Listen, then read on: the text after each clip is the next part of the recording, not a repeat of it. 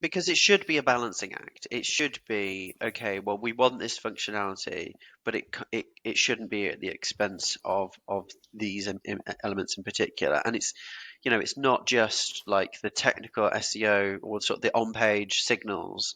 It's also things like the page performance and Mm, how essentially how fast it loads or how fast users yeah. feel it loads.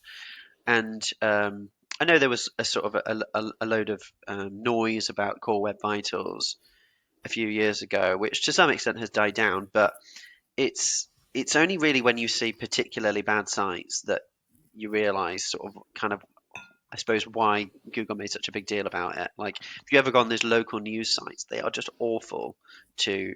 They're just a horrendous experience, particularly on mobile. It's just ad after ad after ad. There's things pushing you around all over the place, and it's really with anything like that, it needs to be a balancing act, and it needs to be a conversation with development and product teams to say, well, it ad revenue is important. Like if we don't Mm, if we don't make money, then no one has jobs. So we can't just go, we'll get rid of all the ads just because we want yeah. to make Core Web Vitals quicker. And similarly, you can't just say, well, it needs to do that. Everything needs to be now available in static HTML. And oh, you've lost all your interactive elements that help conversion rates, for example. And so you can't just come in and go, well, we just need to change absolutely everything.